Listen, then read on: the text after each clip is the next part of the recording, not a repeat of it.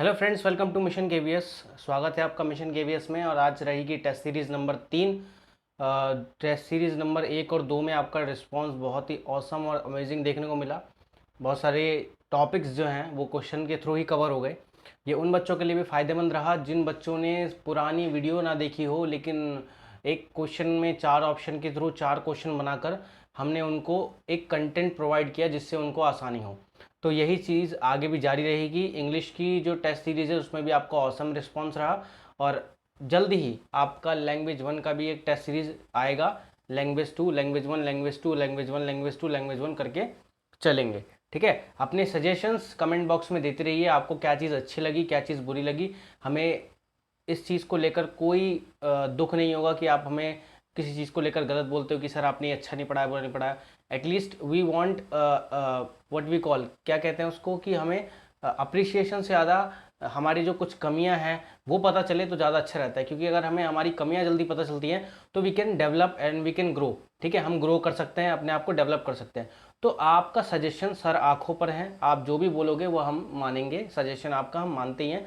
आप अच्छे बोलो बुरे बोलो सब चलेगा। ठीक है, तो कमेंट ज़रूर करो, अपने सजेशन ज़रूर बताओ। खैर, विदाउट एनी टाइम वेस्टिंग हम स्टार्ट करते हैं आपकी आज की टेस्ट सीरीज। 30 क्वेश्चन रहेंगे और 30 क्वेश्चन ऑसम रहेंगे। तरह तरह के क्वेश्चन उठाए हैं, पूरे आरबीएससी की बुक छान मारी है। कुछ गड़बड़ हो, कुछ दिक्कत हो, कमेंट बॉक्स में कमेंट करना। कॉपी किताब लेकर बैठ जाओ। टेस्ट सीरीज स्टार्ट करने से पहले कॉपी किताब लेकर बैठो, एक कॉपी एक पेन लेकर बैठो और बस क्वेश्चन मैं बोलूंगा, आंसर आप लिखोगे फटाफट। Let's start. सो पहला क्वेश्चन, रोहिड़ा को राजस्थान का राज्य पुष्प कब घोषित किया गया? When was Rohida declared as the state flower of Rajasthan? कब इसको राजस्थान का राज्य पुष्प घोषित किया गया? इसका आंसर तो आपके दिमाग में आ ही गया होगा। खैर, ऑप्शन देख लो। You have 5 option. 21 अक्टूबर 1983, 30 जून 2014, 22 मई 1981 और 1981। इसमें से कब क्या हुआ ये बताइए। आपके पास 5 सेकंड का समय है, अपने कॉपी पे लिखिए फटाफट कि रोहिड़ा को राज्य पुष्प कब घोषित किया गया। 5, 4, 3, 2, 1। और आपका सही आंसर है ऑप्शन नंबर 1। जी हाँ, 21 अक्टूबर 1983 को आपका रोहिड़ा जो है वो आपका राज्य पुष्प यानी स्टेट फ्लावर डिक्लेयर्ड कर दिया गया था राजस्थान का। और 1983 को ये आपका जो खेजड़ी है, राजस्थान का कल वृक्ष, उसको भी राज्य का राज्य वृक्ष यानी स्टेट ट्री डिक्लेयर किया गया था। ओके, अब कुछ और देख लेते हैं। 30 जून 2014 को कैमल को डिक्लेयर किया गया था as a state animal domestic स्टेडी में।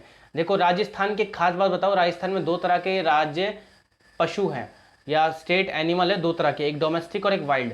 डोमेस्टिक स्टेट एनिमल की बात आती है यानी पालतू राज्य पशु की बात आए तो हम कैमल की बात करेंगे क्योंकि ऊंट को पाला जाता है। दूसरी ओर जो चिंकारा है वो आपका वाइल्ड एनिमल है, स्टेट एनिमल है, वाइल्ड कैटेगरी में। ठीक है, तो दोनों में थोड़ा सा डिफरेंस है। ऊंट को 2014 में बनाया गया 30 जून को। इसके अलावा चिंकारा जो है आपका, उसको डिक्लेयर किया गया स्टेट एनिमल वाइल्ड कैटेगरी में 22 मई 1981 को। और एक 1981 में क्या हुआ था, गोडावन जो है आपका ग्रेट इंडियन बस्टर्ड, इसको डिक्लेयर किया गया as a state bird of Rajasthan. और ये जो आपका ये ना संकटग्रस्त एंडेंजर्ड प्रजाति में से एक है ये गोडावन और ग्रेट इंडियन बस्टर्ड कह लो इसको इंग्लिश में। ठीक है, तो ये आपका था पहला question. Let's move on to the next question. परिवार एक इकाई होती है जिसमें माँ, पिता और उसके 2 बच्चे होते हैं। यह कथन कैसा है? इसमें क्या चीज सच है या क्या चीज झूठ है? आपको बेसिकली सत्य असत्य यानी इनमें से जो सबसे अप्रोप्रिएट आंसर होगा उसको आपको छांटना है बेसिकली इस क्वेश्चन में। दोबारा पढ़ता हूं। तो बेसिकली आपको इसमें ना एक अप्रोप्रिएट आंसर को खोजना है। मैं और दोबारा क्वेश्चन पढ़ता हूं। परिवार एक इकाई होती है जिसमें माँ, पिता और उनके 2 बच्चे होते हैं। यह कथन, the family is a unit consisting of a mother, a father and their 2 children, this statement. अब ऑप्शन देखो। पहला सत्य है यानी ट्रू है क्योंकि सभी भारतीय परिवार इसी प्रकार के होते हैं। सोचिए जरा, true because all Indian families are like this. क्या सभी भारतीय परिवार में माता पिता और उनके 2 बच्चे होते हैं? सोचिएगा इस ऑप्शन पे। जो ऑप्शन आपको सबसे ज्यादा अप्रोप्रिएट लगे आपको उसके साथ जाना है इसमें। ठीक है, सही है क्योंकि संयुक्त परिवार की यही परिभाषा है। This is correct because that is the definition of joint family. क्या ये जॉइंट फैमिली की डेफिनेशन है? थोड़ा सोचिए, मैंने पढ़ाया था आपको जॉइंट फैमिली क्या होता है और न्यूक्लियर फैमिली क्या होता है। ठीक है, सही नहीं है, क्योंकि परिवार कई प्रकार के होते हैं तथा परिवार का केवल एक ही प्रकार में वर्गीकरण नहीं किया जा सकता। This is not correct because there are many types of families and families can not be classified into only one type. अब इसके ऊपर विचार कीजिए कि भाई ये जो स्टेटमेंट है ये ऑप्शन नंबर 3 के अकॉर्डिंग ये गलत है कि परिवार की सिर्फ एक ही नहीं बहुत सारी परिभाषा हो सकती है, एक में हम इसको नहीं डाल सकते। और लास्ट ऑप्शन भी देख लेते हैं। सत्य है, ऑप्शन नंबर 4 पढ़ रहा हूं, सत्य है क्योंकि यह किसी आदर्श परिवार का आकार है। True because this is the size of an ideal family. ये स्टेटमेंट सही बता रहा है ऑप्शन नंबर 4, ये कहते हुए कि भाई ये एक आइडियल फैमिली का साइज है। लेकिन मैं आपको एक चीज बताऊं, आइडियल फैमिली तो किसी भी टाइप की हो सकती है। तो क्या आपको लगता है कि ऑप्शन नंबर 4 इसका सही आंसर होगा? Because there are many types of family, joint family, nuclear family, ठीक है, और पितृवंशिता मातृवंशिता वाली फैमिली, ठीक है, जिसमें माता का वंश चलता हो, पितृ का वंश चलता हो। तो there are number of families. तो आप किसके साथ जाओगे? यू हैव ओनली 10 सेकेंड, ठीक है। आपको बताना है कि इन 4 ऑप्शन में से कौन सा अप्रोप्रिएट है इस स्टेटमेंट के अकॉर्डिंग। क्या ये बताता है ये स्टेटमेंट कि परिवार सारे इसी प्रकार के होते हैं भारत के, या ये बताता है कि ये संयुक्त परिवार की एक डेफिनेशन है, या ये इस चीज को गलत सिद्ध करता है कि नहीं ये जो स्टेटमेंट है एक गलत चीज बता रही है, बल्कि ऑप्शन नंबर 3 ये बोलता है कि परिवार केवल एक प्रकार के नहीं कई प्रकार के हो सकते हैं। या फिर जो आपका ऑप्शन नंबर 4 है वो इसकी तरफ इशारा करता है कि नहीं भाई ये स्टेटमेंट ठीक है क्योंकि ये एक आदर्श परिवार यानी आइडियल फैमिली की निशानी है। तो आपके पास 10 सेकेंड है, बताइए कौन सा ऑप्शन इसमें से अप्रोप्रिएट है। 10 9 8 7 6 5 4 3 2 1 and your answer is option number 3। Yes, इसमें से सारी जो ऑप्शन है वो गलत है, सिर्फ ऑप्शन नंबर 3 को छोड़कर। क्यों? देखो परिवार एक इकाई होती है जिसमें माँ पिता और उनके 2 बच्चे होते हैं।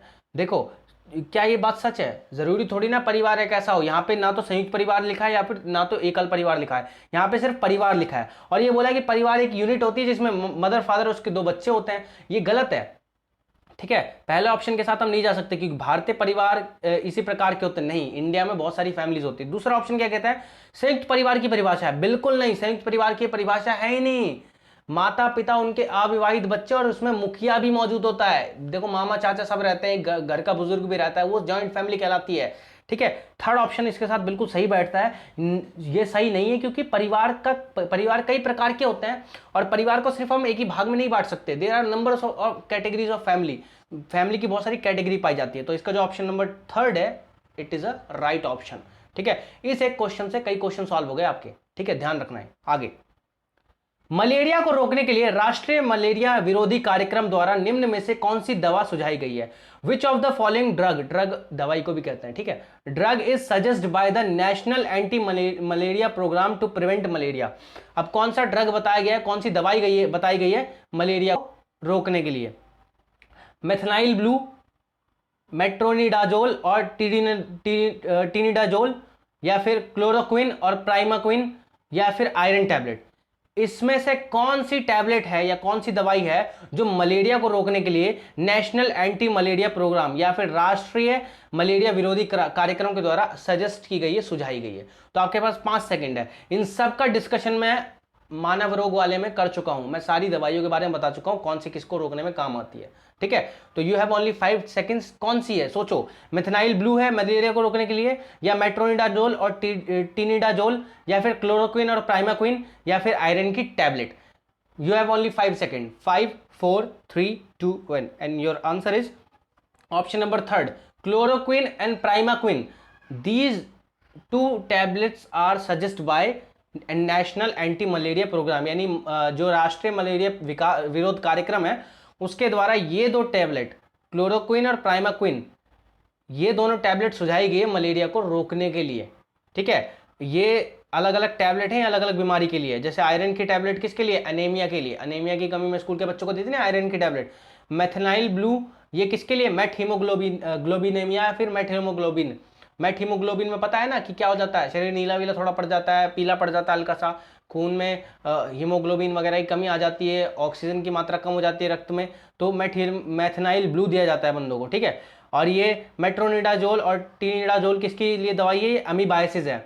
जो अमीबायसिस है, अमीबा नामक एक उससे होती है, अमीबा पेचिस भी कहते हैं इसको, पेट वगैरह में बहुत दिक्कत हो जाती है, इससे दस्त वगैरह खूब लगते हैं दबाकर, और गंदा खाना गंदा पानी वगैरह पीने से होते हैं। तो उसके बचाव के लिए मेट्रोनिडाजोल और टीनिडाजोल नामक दवाई बताई गई है, उसमें भी ये वाली बहुत फेमस है, ठीक है। और आयरन की गोली आपके अनीमिया के लिए बताई गई, और आपके मलेरिया से लड़ने के लिए क्लोरोक्विन और प्राइमाक्विन नामक गोली बताई गई है। ओके, अग्र मस्तिष्क के भाग प्रमस्तिष्क सेरेब्रम के संदर्भ में कौन सा कथन गलत है? देखो, अग्र मस्तिष्क यानी जो आपका फोर ब्रेन होता है, यानी सबसे अगला हिस्सा होता है मस्तिष्क का, उसको 3 भागों में बांटा गया है, ठीक है। अग्र मस्तिष्क को कितने भागों में बांटा गया? 3 भागों में। उसी अग्र मस्तिष्क यानी फोर ब्रेन का एक पार्ट है सेरेब्रम, जिसको हम हिंदी में प्रमस्तिष्क भी कह देते हैं, ठीक है। मस्तिष्क 3 प्रकार के होते हैं, अग्र मस्तिष्क, मध्य मस्तिष्क और पश्च मस्तिष्क, ठीक है।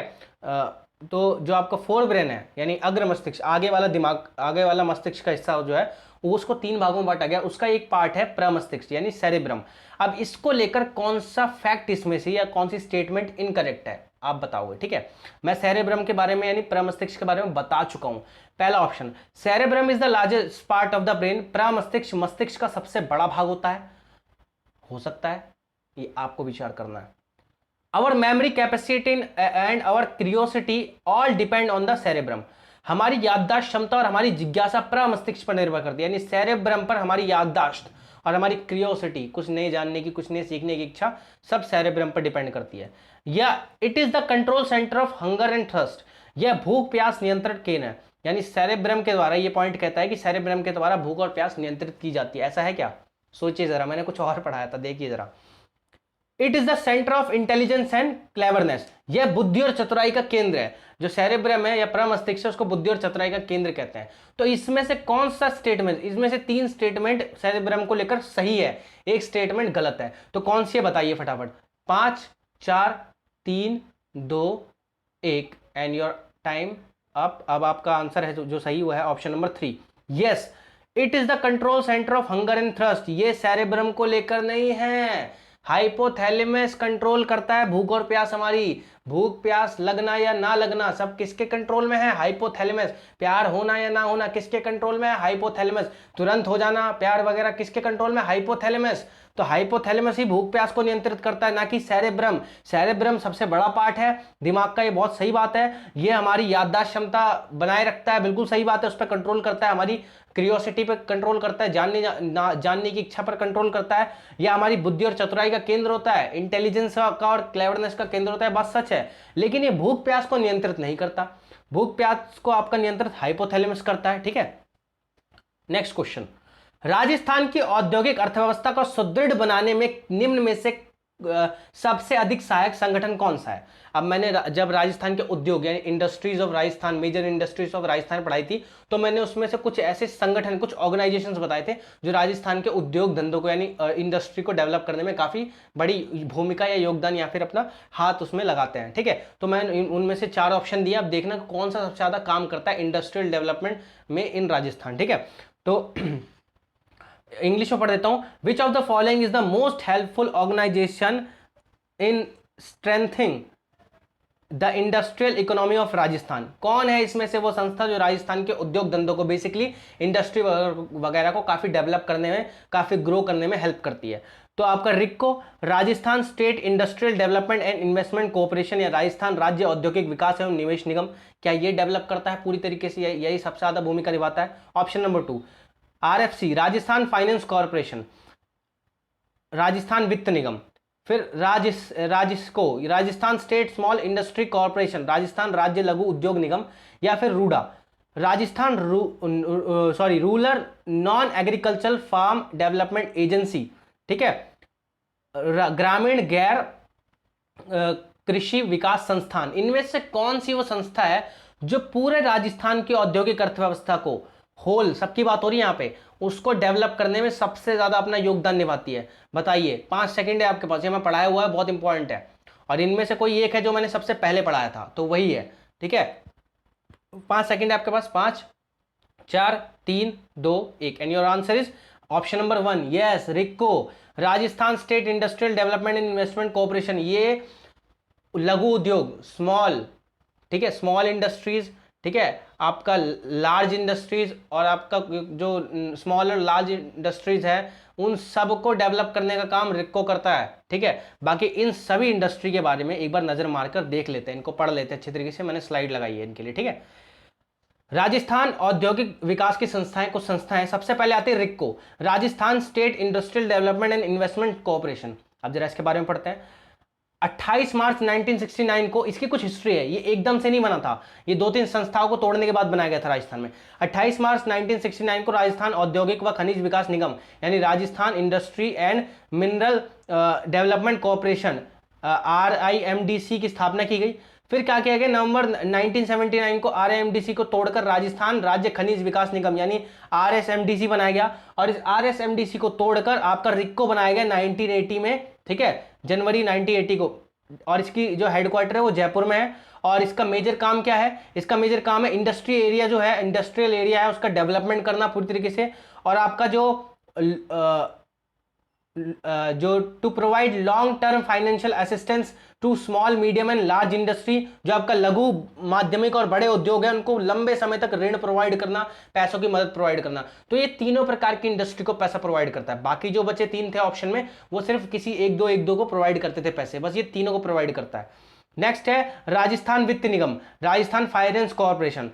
इसकी स्थापना हुई थी 17 जनवरी 1955 को, और इसका हेडक्वार्टर है जयपुर में। इसका मेन काम क्या है, to provide medium and long term financial assistance to small and medium scale industry, लघु और माध्यमिक उद्योग के लघु और माध्यमिक जो उद्योग होते हैं उनको लंबे समय के लिए लोन प्रोवाइड करना। तो ये सिर्फ लघु और माध्यम को करवाता है, स्मॉल इंडस्ट्री को नहीं करवाता, ठीक है। और ये क्या करता है, केंद्र सरकार व राज्य सरकार और वित्तीय संस्थाओं के प्रतिनिधि के रूप में काम करता है। Work as representative of central government, state government and finance institution, इन सबके प्रतिनिधि के रूप में काम करता है। जैसे तुम्हारी क्लास का प्रतिनिधि तुम्हारा मॉनिटर होता है ना, वैसे राजस्थान के उद्योग वगैरह का प्रतिनिधि के रूप में RFC काम कर रहा है, राजस्थान फाइनेंस कॉर्पोरेशन काम करता है, ठीक है। Next RAJSICO, Rajasthan state small industrial corporation.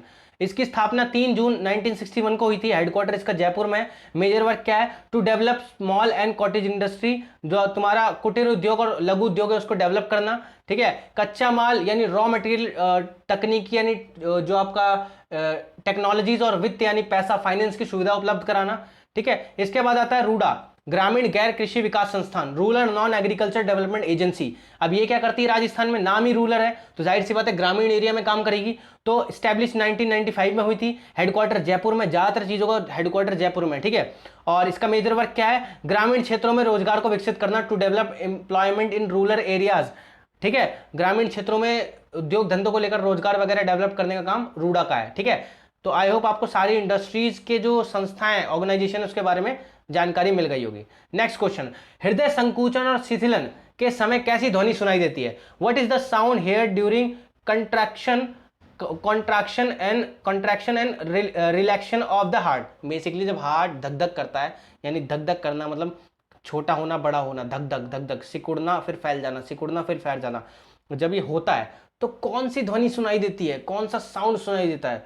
आपके ऑप्शन है, तो कौन सी आवाज़ करता है जब हमारा हृदय होता है वो संकुचन और शिथिलन, बेसिकली जब सिकुड़ता है और फिर खुल जाता है, फैल जाता है, ऐसे में बेसिकली जब हमारा दिल धड़कता है तो वो कैसी आवाज़ करता है? क्या वो धक धक की आवाज़ करता है, लबडब की आवाज़ करता है, बोथ आर राइट यानी दोनों आवाज़ करता है, या इनमें से कोई नहीं, नन ऑफ अबव?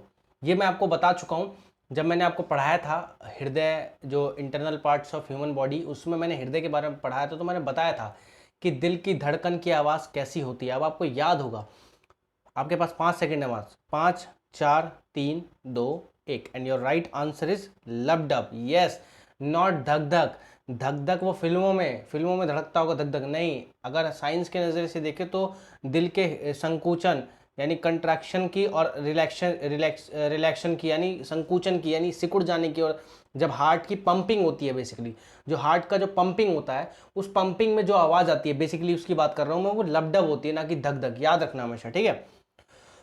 एक हेल्दी पर्सन का हार्ट 1 मिनट में 72 टाइम्स धड़कता है, याद रखना। एक हेल्दी पर्सन का हार्ट 72 टाइम धड़कता है, अगर वो हेल्दी है, स्वस्थ है, तो 72 बार। और जो हर चीज़ को देख के डरता रहता है या हर चीज़ को देख कर कांप जाता है, उसका हृदय बहुत जल्दी जल्दी धड़कता है, ठीक है। 70 में और 70 millilitre of blood is pumped in a 1 beat. एक बीट में आपका 70 मिलीलीटर ब्लड पंप होता है। पंपिंग कितनी होती है? 70 मिलीलीटर। ये कुछ फैक्ट्स हैं जो मैंने बता दिए, ठीक है। Next question, which enzyme convert protein into peptone? कौन सा एंजाइम प्रोटीन को पेप्टोन में परिवर्तित यानी बेसिकली बदल देता है? ये एक बहुत इंपॉर्टेंट क्वेश्चन है। प्रोटीन कई फॉर्म में हमारे शरीर में बदलता है। प्रोटीन जो होता है वो सिर्फ एक फॉर्म में नहीं, कई फॉर्म में हमारे शरीर में बदलता रहता है। पूरे पाचन जो तुम्हारे डाइजेस्टिव सिस्टम में, ठीक है, स्टार्टिंग फ्रॉम द बिगिनिंग से एंड तक, मतलब पेट से जब भी शुरू होता है तब से, ठीक है। तो कौन सा एंजाइम है जो प्रोटीन को पेप्टोन में बदल देता है? अब आपके ऑप्शन है, ये मैंने पढ़ाया हुआ है, लाइपेज, पेप्सिन, इरेप्सिन या फिर एमाइलेज। लाइपेज, पेप्सिन, इरेप्सिन या एमाइलेज। आपके पास 5 सेकंड का वक्त है, आप सोचिए जरा। मैंने इसको बहुत अच्छे से डिफाइन किया था कि कौन सा वो एंजाइम है, एंजाइम को एंजाइम ही कहेंगे, ठीक है। कौन सा एंजाइम है जो प्रोटीन को कन्वर्ट कर देता है पेप्टोन में या पेप्टोन में कन्वर्ट कर देता है? बिल्कुल ठीक है, प्रोटीन को पेप्टोन में बदल देने वाले एंजाइम कौन है? कौन है जिम्मेदारी इस चीज के लिए? आपके पास 5 सेकंड है, चलो 10 सेकंड देता हूं। 10, 9, 8, 7, 6, 5, 4, 3, 2, 1। क्वेश्चन पढ़ दिया मैंने, ऑप्शन बता दिया। राइट आंसर जो है आपका option pepsin, option number 2। Option number 2 is your right answer. Yes, जो आपका पेप्सिन है ये आपके प्रोटीन को पेप्टोन में बदल देता है, यानी और छोटे टुकड़ों में तोड़ देता है बेसिकली, ठीक है। अब बाकी जो ये दिए हुए एंजाइम है ये भी कोई ना कोई एंजाइम है, इनका भी कुछ ना कुछ काम है। अब ये क्या काम करते हैं इसको पढ़ते हैं। और ये जो प्रोटीन होता है वो आपका गैस्ट्रिक ग्लैंड होता है ना, जो आपका जठर ग्रंथि, उसके द्वारा रिलीज किया जाता है, स्त्रावित किया जाता है, ओके। अब लाइपेज क्या होता है? लाइपेज जो होता है फैट यानी वसा का डाइजेशन यानी पाचन करता है, और एग्नाशय यानी पैनक्रिया द्वारा स्मॉल इंटेस्टाइन के फर्स्ट पार्ट में रिलीज किया जाता है। लाइपेज एक एंजाइम है जो अग्नाशय यानी पैनक्रिया द्वारा जो स्मॉल इंटेस्टाइन होता है ना, छोटी आंत के पहले भाग में छोड़ा जाता है, किसके पाचन के लिए? वसा के पाचन के लिए, ठीक है। इरेप्सिन क्या होता है? इरेप्सिन इलियम, इलियम छोटी आंत का सबसे आखिरी भाग को कहते हैं। इलियम जो होता है वो इरेप्सिन को छोड़ता है, और उसको छोड़ने के बाद ये क्या करता है? पेप्टॉइड, जो आपका पेप्सिन प्रोटीन को पेप्टॉइड में बदल देता है ना, अब वो क्या करता है? पेप्टॉइड को पचाकर पेप्टोन से पेप्टॉइड में बदलता है प्रोटीन। उसके बाद जब पेप्टॉइड आता है नीचे लास्ट वाले हिस्से में, जो स्मॉल इंटेस्टाइन के आखिरी भाग में पेप्टॉइड जब आता है, प्रोटीन का एक रूप है, उसको पचाकर उसका पाचन कर उसको अमीनो एसिड में बदलता है। कौन? इरेप्सिन। किसके द्वारा छोड़ा जाता है? इलियम के द्वारा छोड़ा जाता है। इलियम क्या है? Last part of small intestine, छोटी आंत का आखिरी हिस्सा। और एमाइलेज क्या है? ये स्टार्च यानी मंड का पाचन करता है, बेसिकली कार्बोहाइड्रेट का पाचन करता है, डाइजेशन करता है। और ये वाला जो एंजाइम है ये भी पैनक्रियाज द्वारा छोड़ा जाता है स्मॉल इंटेस्टाइन के फर्स्ट पार्ट में। मैंने आपको बताया था कि जो पैनक्रिया है वो लात छोड़ती है, LAT, लाइपेज, एमाइलेज, ठीक है, ये सब छोड़ती है।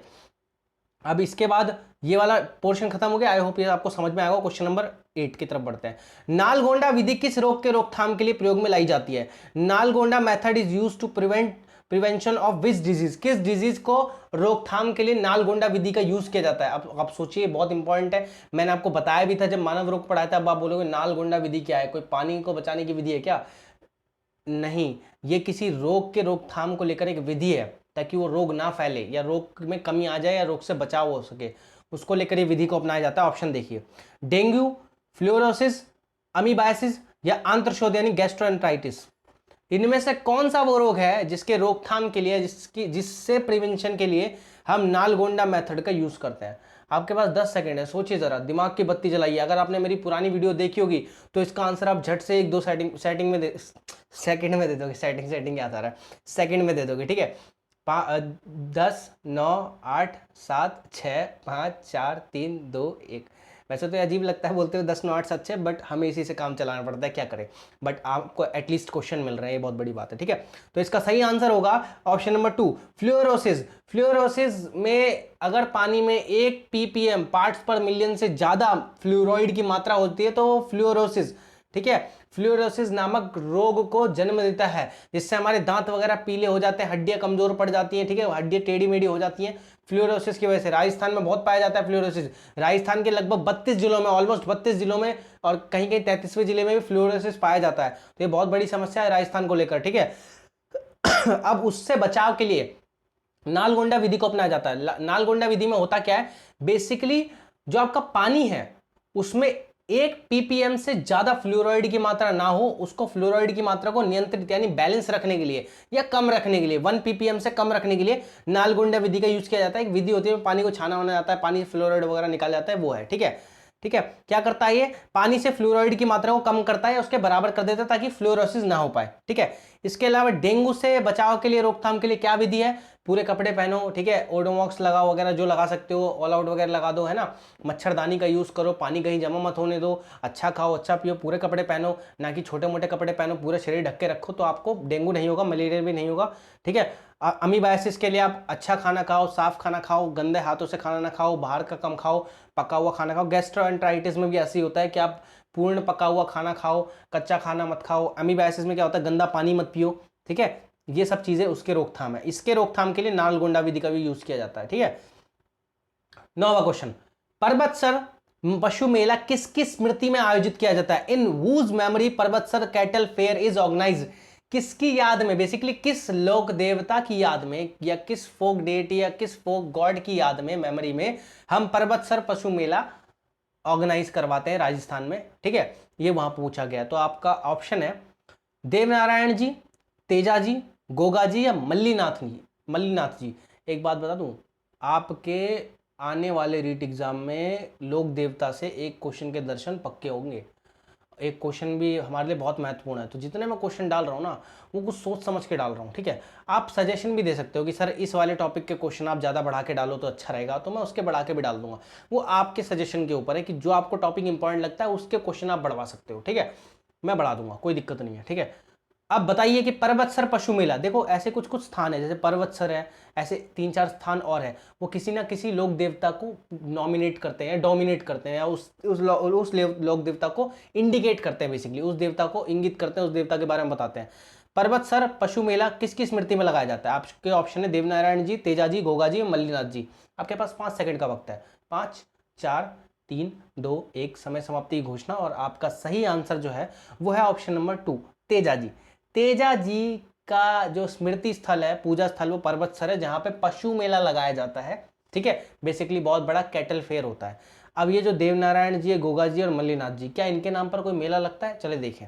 ठीक है, आसिंद भीलवाड़ा, आसिंद कैसी जगह है? इनके देवनारायण जी का पूजा स्थल है आसिंद, यहाँ पे मेला लगता है। भाद्रपद शुक्ल सप्तमी को इनके नाम का मेला भरता है या मेला लगता है।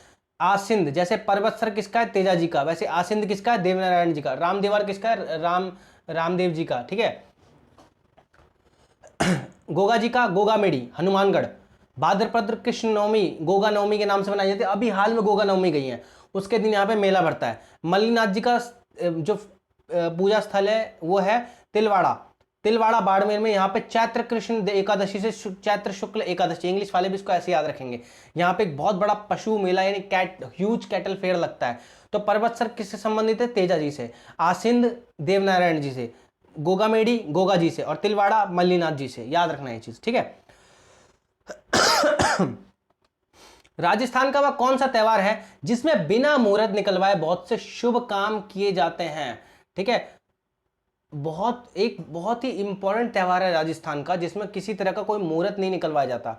विदाउट टेकिंग आउट द मुहूर्त बहुत सारे शुभ यानी गुड वर्क्स किए जाते हैं, अच्छे काम किए जाते हैं उस दिन। बहुत सारे अच्छे काम किए जा सकते हैं, शुभ काम किए जा सकते हैं। जैसे होता है ना कि चलो भाई आज ये घर में पूजा है तो पंडित जी से एक क्या नाम है मुहूर्त निकलवा लेते हैं, या शादी का मुहूर्त निकलवा लेते हैं, या कुछ करवा लेते हैं, सगाई का मुहूर्त निकलवा लेते हैं। जो राजस्थान का त्यौहार है, इसमें बिना मुहूर्त निकलवाए इस दिन बहुत सारे काम हो जाते हैं। और ये भी त्यौहार अभी हाल में कुछ दिन पहले गया है। ठीक है, तो आपका ऑप्शन है गणगौर, तीज, अक्षय तृतीया या फिर शिवरात्रि।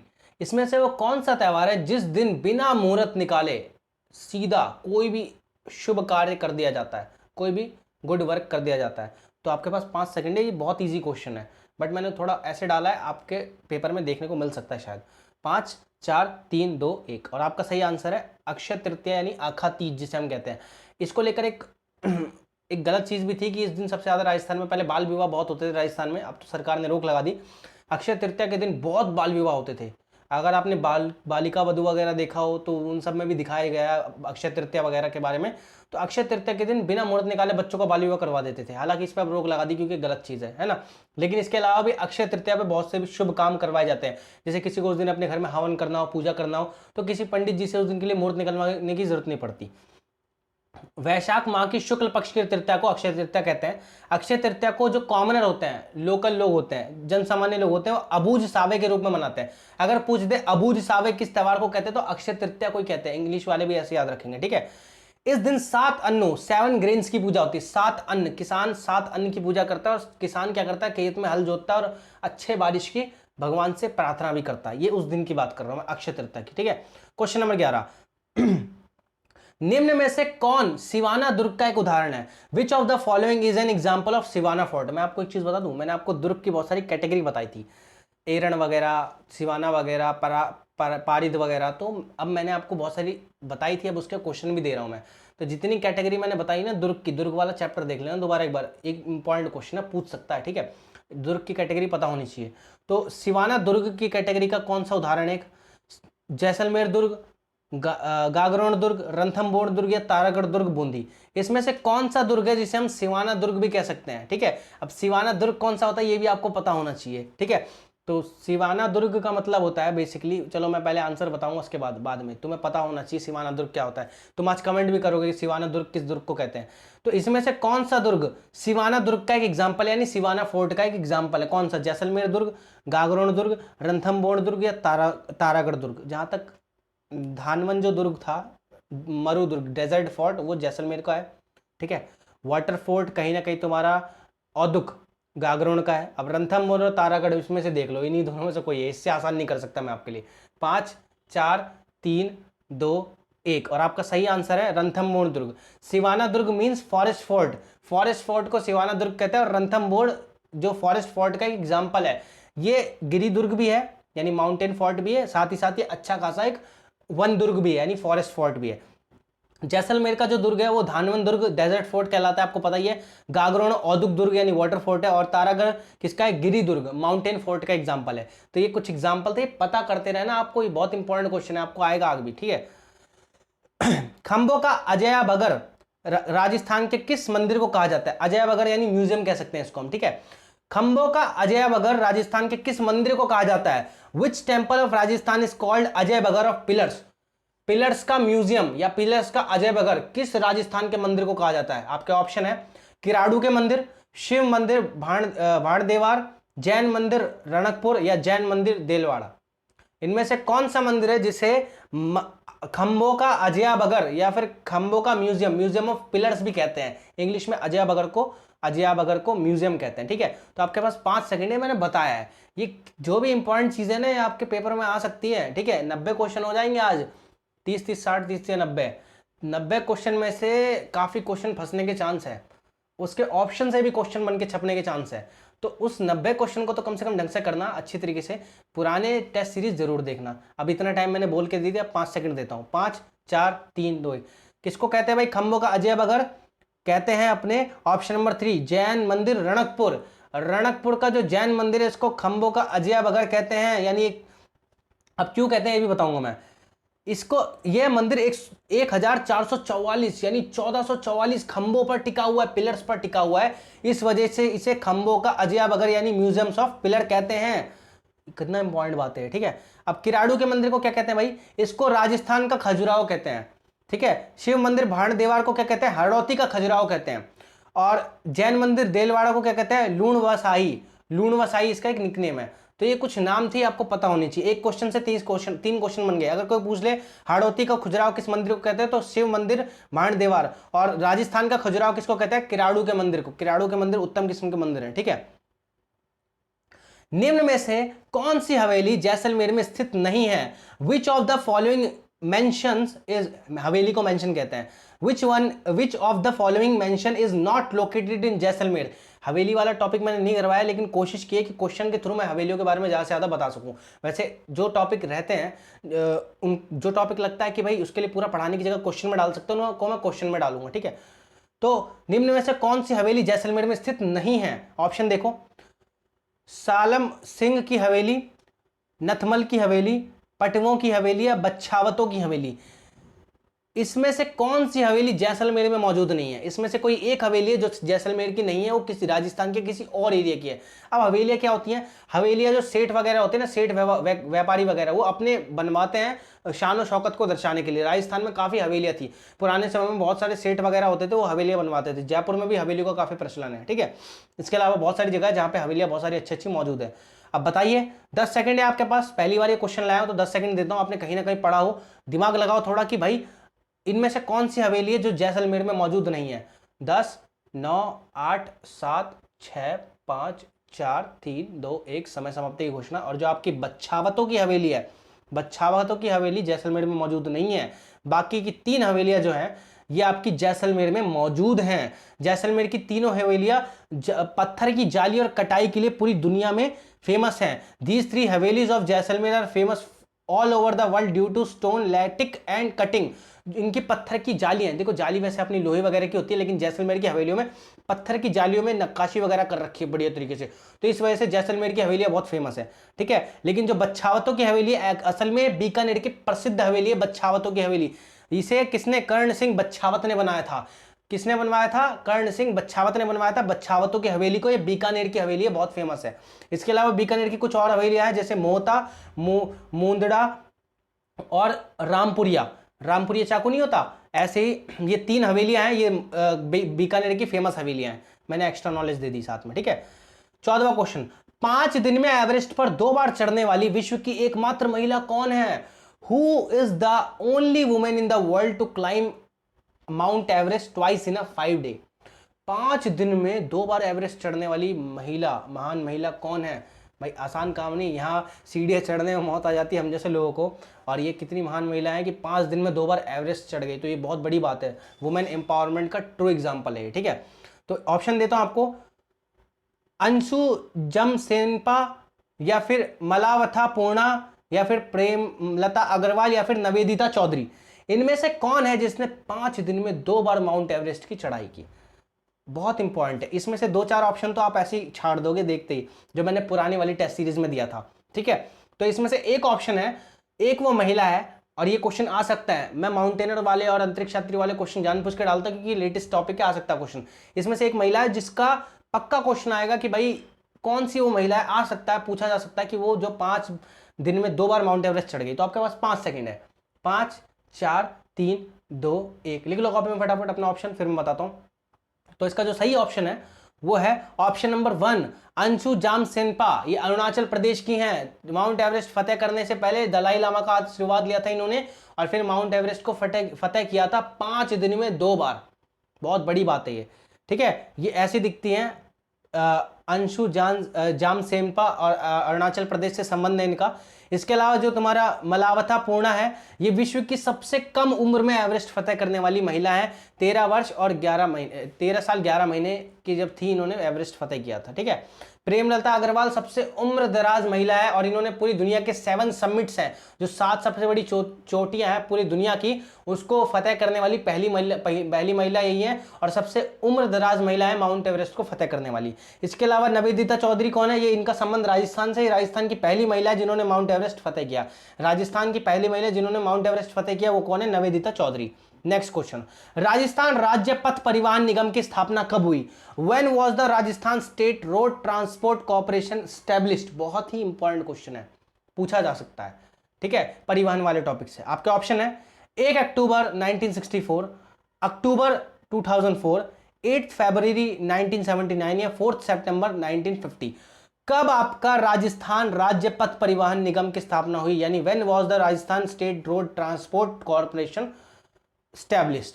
तो आपके पास 4 ऑप्शन है, 10 सेकंड का समय देता हूं उसमें। 10, 9, 8, 7, 6, 5, 4, 3, 2, 1। बताइए जरा, दिमाग लगाइए, बहुत इंपॉर्टेंट है। आपके पास 10 सेकंड का समय भी दे दिया, आप नोट डाउन करो फटाफट, फिर मैं बताता हूं आंसर, ठीक है। तो इसका जो सही आंसर होगा वो होगा ऑप्शन नंबर 1। 1 अक्टूबर 1964 को आपका राजस्थान राज्य पथ परिवहन निगम की स्थापना की गई थी। किसके आधार पर? 4 दिसंबर 1950 के आधार पर। अब 4 दिसंबर 1950 को क्या था, उसके आधार पर कैसे हुई ये बताता हूं मैं। 2 अक्टूबर 2004 को आपका रिडकोर की स्थापना हुई थी। रिडकोर यानी इंफ्रास्ट्रक्चर डेवलपमेंट को कॉरपोरेशन ऑफ राजस्थान, ठीक है। फिर इसके बाद आपका 8 फरवरी 1979 को राजस्थान राज्य सड़क विकास एवं निर्माण निगम लिमिटेड यानी Rajasthan state road development and construction corporation limited, इसकी स्थापना हुई थी। और 4 दिसंबर 1950 को आपका सड़क परिवहन अधिनियम आया था, और सड़क परिवहन अधिनियम के तहत ही आपका 1 अक्टूबर 1964 को राजस्थान राज्य पथ परिवहन निगम की यानी Rajasthan state road transport corporation की स्टैब्लिश किया गया था, ठीक है। ये चीज याद रखना इंपॉर्टेंट है। 3-4 डेट और पता, ये सारी पढ़ाई हुई है, इंपॉर्टेंट है, ठीक है। राजस्थान का कौन सा क्षेत्र टेराकोटा के लिए प्रसिद्ध है? Which region of Rajasthan is famous for terracotta? ये हस्तकला वाला टॉपिक है, पढ़ाया हुआ टॉपिक है, बहुत इंपॉर्टेंट टॉपिक है। अगर नहीं समझ में आया तो पुरानी वीडियोस देखना, वीडियोस में एक्सप्लेनेशन अच्छी दे रखी है, और अगर कोई एक्सप्लेनेशन से भी ना पढ़ पाए तो पीडीएफ पढ़ लेना, पीडीएफ भी डाल रखी है, ठीक है। ऑप्शन देखो, कौन है टेराकोटा के लिए फेमस राजस्थान का? बस्सी चित्तौड़गढ़, जयपुर, मोलेला नाथद्वार के पास, या प्रतापगढ़? इसमें से कौन सा फेमस है टेराकोटा के लिए? अब टेराकोटा क्या होता है? मिट्टी को पकाकर मूर्ति वगैरह वगैरह बनाने की जो कला होती है वो टेराकोटा कहलाती है, काफी फेमस है, काफी पुराने समय से चली आ रही है। राजस्थान के किस रीजन में फेमस है बताइए? 10 सेकंड का समय आपके पास। 10, 9, 8, 7, 6, 5, 4, 3, 2, 1। आपका सही ऑप्शन है ऑप्शन नंबर 3, मेलोला।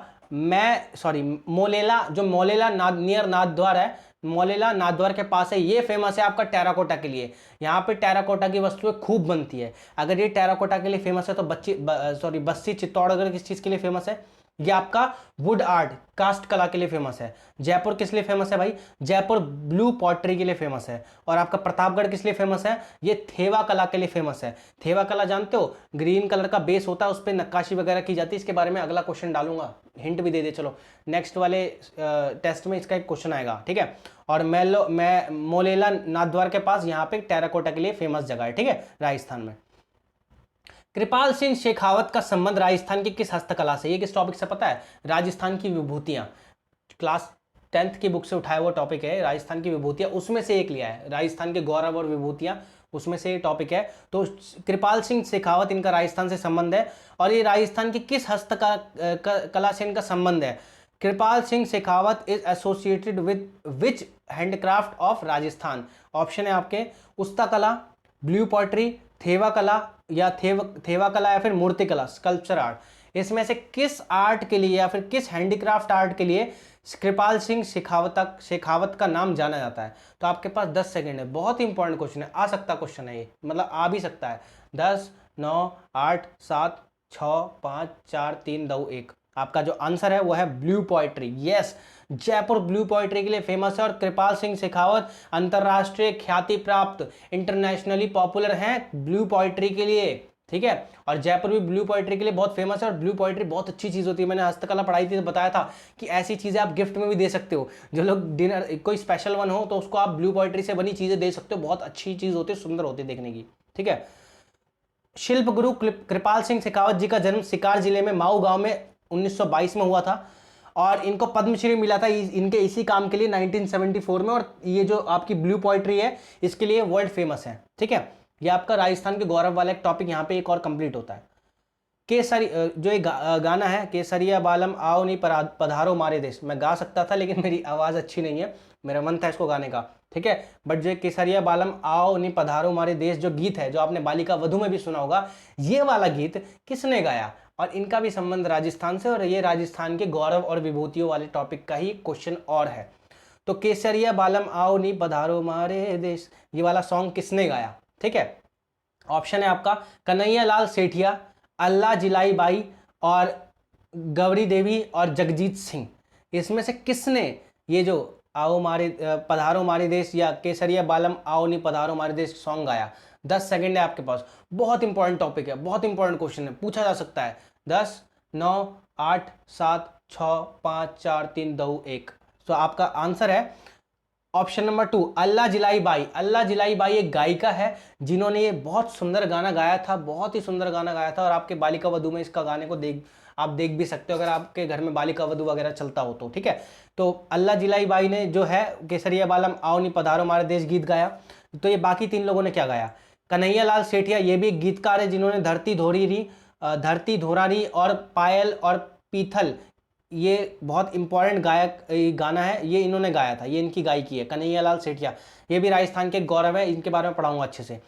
इन्होंने अल्लाह जिलाई बाई ने तो ये गाया था केसरिया बाला माओनी पधारो हमारे देश। गौरी देवी ने क्या गाया था, मांड गायन। मांड गायन एक्चुअली में क्या है, जो आपका मांड गायन है एक तरीके का फोक सॉन्ग है, राजस्थान का एक फोक सॉन्ग है। इसको पूरी दुनिया में फेमस करने का श्रेय किसको जाता है, गौरी देवी को जाता है। ये भी राजस्थान की एक विभूति है।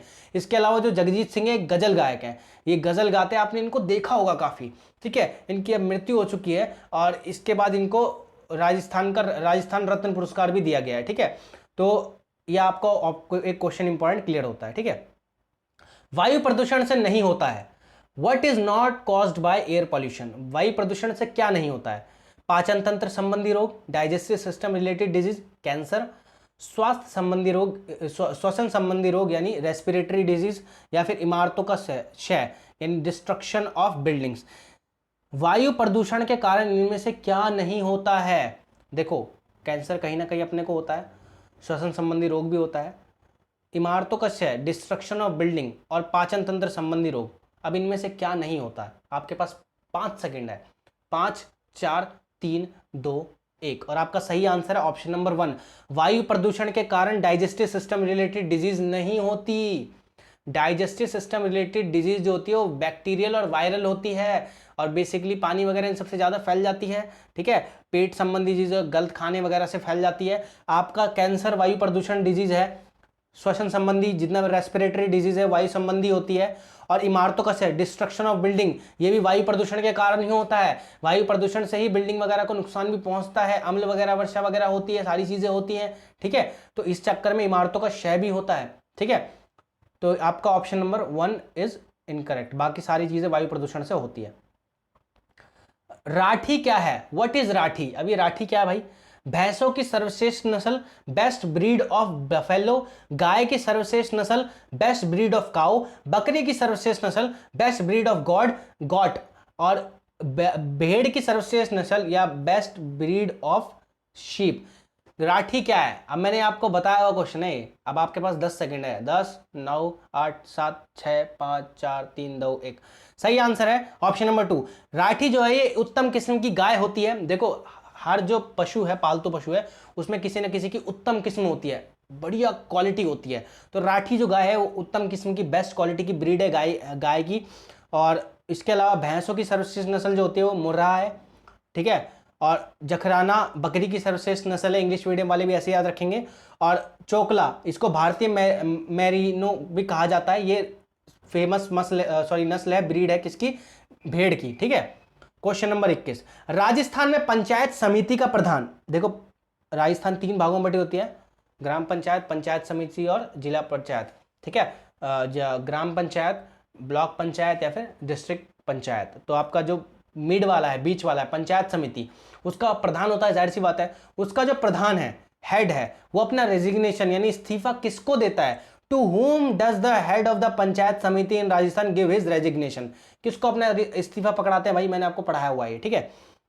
जिला प्रमुख को यानी टू द डिस्ट्रिक्ट हेड या डिस्ट्रिक्ट चीफ, उप प्रधान को टू द वाइस प्रेसिडेंट, जिला कलेक्टर को टू द डिस्ट्रिक्ट कलेक्टर या संभागीय आयुक्त को टू द डिविजनल कमिश्नर। किसको पंचायत समिति का प्रधान अपना इस्तीफा देता है। आपके पास 5 सेकंड है, 5 4 3 2 1, और आपका सही आंसर है ऑप्शन नंबर 1। जिला प्रमुख डिस्ट्रिक्ट हेड को या डिस्ट्रिक्ट चीफ को पंचायत समिति का जो प्रधान होता है, हेड होता है, वो अपना रेजिग्नेशन देता है, ओके। अब ये जो आपका जिला प्रमुख है, ये किसको रेजिग्नेशन देता है, ये आपका देता है डिस्ट्रिक्ट हेड को, यानी आपका जिला प्रमुख को। ये जो जिला प्रमुख है ये किसको अपना रेजिग्नेशन देता है, संभागीय आयुक्त को यानी डिविजनल कमिश्नर को। ये डिविजनल कमिश्नर को अपना इस्तीफा देता है, कौन, जिला प्रमुख। ये जिला प्रमुख जो होता है वो डिविजनल कमिश्नर को अपना इस्तीफा देता है। बाकी पंचायत समिति का जो प्रधान होता है, हेड ऑफ पंचायत समिति का प्रधान जो होता है, वो अपना रेजिग्नेशन जिला प्रमुख को देता है, यानी टू द डिस्ट्रिक्ट चीफ को देता है। नेक्स्ट क्वेश्चन, भारत का राजपत्र, राजपत्र को गैजेट कहते हैं, ठीक है। भारत का राजपत्र आकाशवाणी के समाचार प्रसारण और भारत सरकार द्वारा जारी किए गए कैलेंडर किस संवत पर आधारित है। The gazette of India, the news broadcast of All India Radio and the calendar issued by the government of India are based on which era, किस संवत पर आधारित है। हिजरी कैलेंडर, विक्रम संवत, शक संवत और ग्रिगोरियन कैलेंडर, किसके आधार पर हमारा ये भारत का राजपत्र, आकाशवाणी के समाचार पत्र और भारत का जो कैलेंडर है, नेशनल कैलेंडर है, किस संवत पर आधारित है, मैं आपको बता चुका हूं नेशनल सिंबल वाले टॉपिक में। ठीक है, आपके पास 5 सेकंड है, 5 4 3 2 1, और आपका सही आंसर है शक संवत। शक संवत पे ही हमारा कैलेंडर बेस है, हमारा कैलेंडर इसी पर आधारित है। हिजरी कैलेंडर इस्लामिक कैलेंडर है, मुसलमान लोगों का कैलेंडर है, उनके त्यौहार इसके आधार पर आते हैं। विक्रम संवत सनातन धर्म का यानी हिंदू धर्म का कैलेंडर है, उनके अकॉर्डिंग चलता है। ग्रिगोरियन और शक संवत की काफी सारी चीजें मैच भी होती हैं, बट शक संवत जो है उसके आधार पर हमारा भारतीय कैलेंडर वगैरह और भारत का गजट वगैरह सब इसी पर आधारित है, शक संवत पर। ठीक है, विटामिन एच किसे कहा जाता है? देखो विटामिन एच नाम की चीज तो मैंने आपने सुनी नहीं होगी, vitamin A, vitamin B, vitamin C सुनी होगी, लेकिन विटामिन एच किसे कहा जाता है? आपके ऑप्शन है विटामिन B7 को, विटामिन B1 को, विटामिन ए को, या फिर विटामिन B12 को। ये इनके साइंटिफिक नाम है साथ में। किसको कहा जाता है विटामिन एच? 5 सेकंड का समय है, 5 4 3 2 1। ये जो आपका ऑप्शन 1 है, ठीक है, विटामिन B7 बायोटीन, बायोटीन का ही एक और नाम विटामिन एच भी है। किसी एक क्वेश्चन आपके रीट में ना पूछे, लेकिन किसी बड़े एग्जाम में आप अगर तैयारी कर रहे हो तो पूछ सकता है कि विटामिन एच किसका नाम है? विटामिन B7 का ही एक नाम है विटामिन एच। ठीक है, हीमोग्लोबिन के साथ निम्न में से क्या जुड़कर मेट हीमोग्लोबिन बनाता है? Which of the following combines with hemoglobin to form methemoglobin? इनमें से क्या है जो हीमोग्लोबिन के साथ अगर जुड़ जाए तो मेट हीमोग्लोबिन नामक एक बीमारी हमारे अंदर बना देता है, जिससे ऑक्सीजन पूरे शरीर में नहीं पहुंच पाती, फिर दिक्कत हो जाती है। Carbon dioxide, carbon monoxide, oxygen या फिर मीथेन। इनमें से क्या जुड़ता है हमारे हीमोग्लोबिन के साथ जो मेट हीमोग्लोबिन बना देता है हमारे शरीर में? तो आपके ऑप्शन है carbon dioxide, carbon monoxide, oxygen और मीथेन। तो इसका जो राइट आंसर है वो है आपका कार्बन मोनोऑक्साइड। ये तो मेरे हाथ से स्लाइड खिंच गई थी, आपको आंसर दिख ही गया होगा, कार्बन मोनोऑक्साइड। अब बहुत सारे लोग सोचते हो कि कार्बन डाइऑक्साइड, नहीं, कार्बन मोनोऑक्साइड। आपको बता दूं कि कार्बन मोनोऑक्साइड की हीमोग्लोबिन से जुड़ने की क्षमता 218 गुना ज्यादा होती है ऑक्सीजन से। यानी हीमोग्लोबिन सबसे अच्छे संबंध, देखो एक इंसान के अपने बेस्ट फ्रेंड से और गर्लफ्रेंड से अलग अलग संबंध होते हैं, लेकिन ज़्यादा अच्छे संबंध बेस्ट फ्रेंड से होते हैं। सारी चीज़ें बेस्ट फ्रेंड को ज़रूर बताता है। ठीक है, ठीक है, तो इसी तरह हीमोग्लोबिन जो है उसके ज़्यादा अच्छे संबंध कार्बन मोनोऑक्साइड से हैं, ऑक्सीजन से नहीं है। इसीलिए हीमोग्लोबिन 218 गुना ज़्यादा तेजी से कार्बन मोनोऑक्साइड के साथ संबंध बनाता है, जिस वजह से हमारे शरीर में मेट हीमोग्लोबिन पैदा हो जाता है। इंग्लिश वाले भी सुन लो, methaemoglobin affinity for CO यानी carbon monoxide is 218 times greater than that for oxygen, which results in CO displacing O2 during competition for heme binding sites।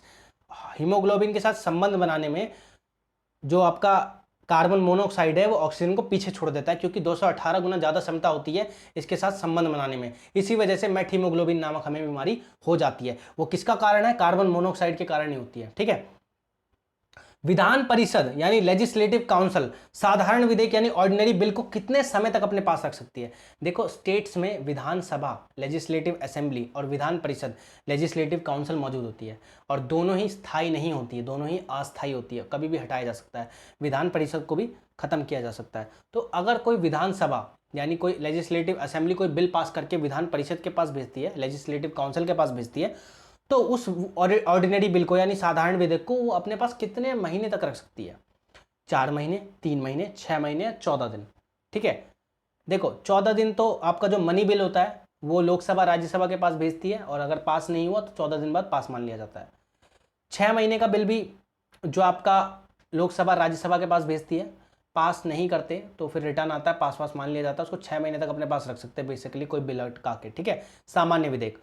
4 और 3 महीने में से एक आंसर है, इतना हिंट दे दिया मैंने आपको। आपके पास अब 5 सेकंड है, 5 4 3 2 1। ऑप्शन नंबर 1 4 महीने।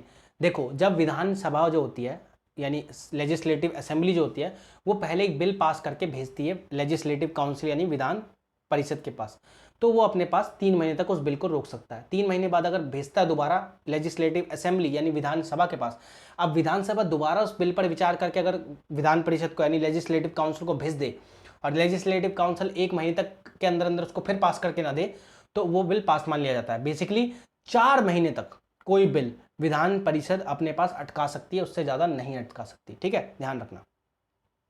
राष्ट्रपति पद के उम्मीदवार बनने के लिए उस व्यक्ति के कम से कम कितने प्रस्तावक और कितने अनुमोदक होने चाहिए? To become a presidential candidate a person must have at least how many proposes and how many approvers? Proposal देने वाले और अप्रूवर्स अप्रूव करने वाले। एक राष्ट्रपति बनने के लिए मैंने आपको बताया था कि कुछ अनुमोदक और कुछ प्रस्तावक की जरूरत होती है। प्रस्तावक कौन होते हैं? प्रपोजर्स, जो उस व्यक्ति का नाम रखे कि हाँ भाई, ये फॉर एग्जांपल जैसे आपके क्लास में मॉनिटर बनाना होता है किसी को, तो लोग उसका नाम रखते हैं ना। जितने लोग आपका नाम लेंगे कि हाँ भाई हम इस बंदे को मॉनिटर बनाना चाहते हैं, तो वो क्या हो गए? प्रस्तावक यानी प्रपोजर्स। और बहुत सारे लोग उसके नाम पर हाथ खड़े कर दे कि हाँ सर हम भी बनाना चाहते हैं, तो वो अप्रूवर हो गए। उन लोगों का अप्रूव कर दे बात को, तो वो अनुमोदक कहलाते हैं। तो राष्ट्रपति अगर किसी को बनना है तो उसको कितने प्रस्तावक और कितने अनुमोदक चाहिए होंगे, या कितने प्रपोजर्स और कितने अप्रूवर्स चाहिए होंगे? 50 प्रपोनेंट या 50 प्रस्तावक और 50 अनुमोदक चाहिए, या 20 प्रस्तावक और 25 अनुमोदक चाहिए, या 50 प्रस्तावक और 100 अप्रूवर यानी 100 अनुमोदक चाहिए, या 100 प्रस्तावक और 100 अप्रूवर यानी 100 अनुमोदक चाहिए? तो बताइए कितने चाहिए अगर एक व्यक्ति को राष्ट्रपति कैंडिडेट बनना है? राष्ट्रपति नहीं बनना, राष्ट्रपति कैंडिडेट बनना है, तो उसके लिए उसको कितने प्रस्तावक यानी कितने प्रपोजर्स और कितने अप्रूवर चाहिए, यानी कितने अनुमोदक चाहिए, या कितना अनुमोदन चाहिए उसको? ठीक है, बताइए। आपके पास 5 सेकंड है। 5 4 3 2 1। इसका सही आंसर है ऑप्शन नंबर 1। 50 प्रस्तावक और 50 अनुमोदक चाहिए होते हैं अगर किसी व्यक्ति को राष्ट्रपति का कैंडिडेट बनना है। अगर 50 लोगों ने बोल दिया कि हाँ भाई हम रामनाथ कोविंद, फॉर एग्जांपल हम रामनाथ कोविंद जी को राष्ट्रपति पद के लिए उम्मीदवार चाहते हैं, तो वो क्या हो गए? उसके 50 प्रस्तावक यानी प्रपोजर्स। अब उन 50 प्रस्तावक ने जिसका नाम लिया रामनाथ कोविंद का, 50 लोग ही उस नाम को सपोर्ट करने वाले होने चाहिए कि हाँ हम 50 लोग भी चाहते हैं, कम से कम ये 50 लोग भी चाहते हैं कि राष्ट्रपति यही बने। तो कम से कम 100 लोग होने चाहिए जो राष्ट्रपति बनाने के लिए उस व्यक्ति को खड़ा करें। 50 तो प्रस्तावक यानी जो उनका नाम रखे, और 50 उस नाम को सपोर्ट करने वाले। ठीक है, बेसिकली। विधान परिषद के कितने सदस्य राज्यपाल के द्वारा चुने जाते हैं? How many member of the legislative council are elected by governor? जो आपका राज्यपाल होता है जिसे राज्य के लिए राष्ट्रपति चुनता है, ठीक है, उसके वो कितने विधान परिषद के कितने सदस्य को चुनता है? ये मैंने आपका विधानसभा वाले चैप्टर से बताया है। ठीक है, लेजिस्लेटिव असेंबली और लेजिस्लेटिव काउंसिल, जो स्टेट लेजिस्लेचर है ना, उसमें लेजिस्लेटिव असेंबली लेजिस्लेटिव काउंसिल वाले जो चैप्टर मैंने पढ़ाया था विधानसभा और विधान परिषद, उसका क्वेश्चन है आपके सिलेबस में दिया हुआ है। तो राज्यपाल कितने विधानसभा के सदस्य चुनता है? कुल में से बेसिकली कह सकते हो कुल सदस्यों में से कितने सदस्य राज्यपाल चुनता है विधान परिषद के? 1/3 मेंबर, 1/6 मेंबर, टोटल का विधान परिषद के टोटल सदस्यों का कितना इसमें से कितना राज्यपाल चुनता है यानी गवर्नर चुनता है? 1/3 मेंबर, 1/6 मेंबर, 1/12 मेंबर, या 1/5 मेंबर? और इसका सही आंसर जो है आपका वो है, आपको 5 सेकंड देता हूं पहले। 5 4 3 2 1। सोचिए जरा, विचार करिए, 5 सेकंड और ले लीजिए, कॉपी में लिख लीजिए। पॉलिटी का क्वेश्चन आ गया, इंपॉर्टेंट है। ठीक है, लिखिए, अब मैं आपको आंसर बताता हूं। ठीक है, कम से कम 1/3 मेंबर जो होता है वो विधान परिषद के लिए राज्यपाल यानी अपना गवर्नर चुनता है। अब ये बाकी के जो नंबर है इनका क्या भाई, इनको भी देख लेते हैं कौन कितना चुनता है। तो आइए, विधान परिषद यानी जो आपकी लेजिस्लेटिव काउंसिल होते हैं उनके सदस्यों का इलेक्शन बता देता हूं। देखो, आपका 1/6 मेंबर जो है वो आपका राज्यपाल चुनता है। सॉरी, इसमें एक गड़बड़ हुई है क्या? एक मिनट रुको। ऑप्शन नहीं, इसका आंसर जो है वो ऑप्शन नंबर 2 है। सॉरी, 1/3 नहीं है, 1/6 मेंबर है। राज्यपाल 1/6 मेंबर चुनता है, ना कि 1/3। सॉरी, यहाँ पे ऑप्शन नंबर 2 होगा, इसको आप करेक्ट कर लीजिएगा। रुको, मैं ही कर देता हूँ, वरना एक बहुत बड़ी मिस्टेक हो जाएगी। हाँ ठीक है, ऑप्शन नंबर 2। तो आपका जो ऑप्शन नंबर 2 है 1/6 मेंबर वो राज्यपाल चुनता है। देखिए जरा लिस्ट इसकी। ठीक है, राज्यपाल जो चुनता है 1/6 मेंबर चुनता है। ठीक है, किसके? विधान परिषद यानी लेजिस्लेटिव काउंसिल के। ठीक है, आपको 1/3 मेंबर कौन चुनता है? विधान परिषद यानी जो विधानसभा है, लेजिस्लेटिव असेंबली के सदस्य चुनते हैं, जो आपकी विधानसभा है वो चुनते हैं। ठीक है, और ये जो आपका विधान परिषद है ज़्यादा राज्यों में भी है, नहीं 6-7 राज्यों में मौजूद है हमारे भारत के। ठीक है, 1/3 सदस्य इसके कौन चुनता है? पंचायत और नगर पालिका के सदस्य चुनते हैं। पंचायत वगैरह के सदस्य भी वोट करके इनके सदस्यों को चुनते हैं। और 1/12 मेंबर इसके कौन चुनता है? सीनियर सेकेंडरी स्कूल के जो टीचर होते हैं, सीनियर सेकेंडरी स्कूल के जो टीचर होते हैं वो भी वोटिंग करते हैं इनके लिए। और इसका जो आपका 1/12 मेंबर है वो चुनते हैं आपके ग्रेजुएटेड स्टूडेंट, ग्रेजुएटेड यानी जिन्होंने 3 साल का ग्रेजुएशन कर रखा है, वो भी वोट करते हैं विधान परिषद के सदस्य, लेजिस्लेटिव काउंसिल के सदस्यों के लिए। तो ये पूरा स्ट्रक्चर बता दिया मैंने इनके इलेक्शन का, ठीक है। सर्वाधिक अनुसूचित जनजाति और सर्वाधिक लिंग अनुपात वाला संभाग कौन सा है? डिवीजन, ये आपके जिलों वाले क्वेश्चन से आए question. Which is the most scheduled tribe and highest sex ratio division? किसमें सबसे ज्यादा शेड्यूल कास्ट, शेड्यूल ट्राइब होती है ना, जनजाति, अनुसूचित जनजाति और यानी एसटी, और हाईएस्ट सेक्स रेशियो किस वाले संभाग यानी किस वाले डिवीजन में मौजूद है? हमें पता है कि 7 डिवीजन मौजूद है राजस्थान के, उनमें से किस संभाग में सबसे ज्यादा लिंग अनुपात और सबसे ज्यादा अनुसूचित जनजाति यानी एसटी पाए जाते हैं? अजमेर संभाग, जयपुर संभाग, जोधपुर संभाग या उदयपुर संभाग? सबकी अपनी अपनी क्वालिटी है, सबकी क्वालिटी भी बताऊंगा मैं ध्यान से, ठीक है। चलिए आपके पास 5 सेकंड है, 5 4 3 2 1। सही आंसर है ऑप्शन नंबर 4, उदयपुर। उदयपुर जो संभाग है यहां पे सबसे ज्यादा सेक्स रेशियो यानी लिंग अनुपात पाया जाता है और सबसे ज्यादा ST schedule caste schedule tribe अनुसूचित जनजाति पाई जाती है, ठीक है। आपका अजमेर जो है वो क्या है? Intermediate division of the state, राज्य का मध्यवर्ती संभाग है, बीचों बीच पड़ने वाला डिवीजन है।